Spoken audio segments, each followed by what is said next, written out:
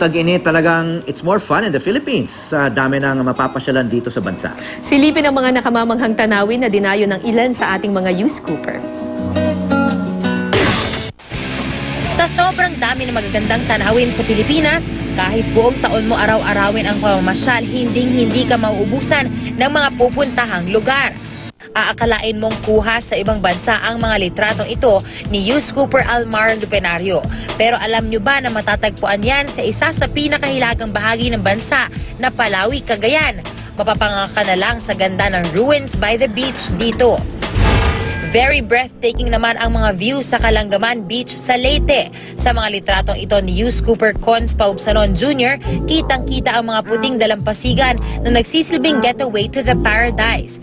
Patunay lang ito na walang trahedyang makabubura sa ganda ng kanilang probinsya. Kung trip namang magpalamig, syempre, unang puntahan riyan ang Benguet. Diyan nga nag-summer getaway ang barkada ni youth scooper Hedrick Lee Cusi. Patok na patok sa barkada ang pamamasyal sa mga kabundukan sa norte. Memories that will last a lifetime naman ang babaunin ni youth scooper Jane Edora matapos nilang mamasyal sa Anawangin Cove sa Zambales. Living testament daw sila na the family who travels together stays happy forever. Buwis buhay na adventure naman ang sinuong ni youth scooper JB Junicio sa Mount Pico del Oro sa Cavite. Napakatarik ng monolith na yan at kailangang akyatin ang mga bato para makarating sa summit nito.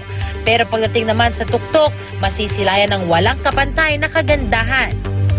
Life is always lovelier in Baler. Yan naman ang peg ng bakasyon ni youth scooper Jerry John Lim. Para sa kanila, wala nang sigurong mas magandang paraan to spend the summer vacation kaysa sa makasama ang mga mahal sa buhay sa Aurora. Tunay ngang mas maligaya ang buhay tuwing naglalakbay. Kaya naman i-share sa amin ang memories ng inyong summer getaways. I-send lamang ang mga pictures and videos sa youscoop@gmanews.tv. Isay Reyes, GMA News.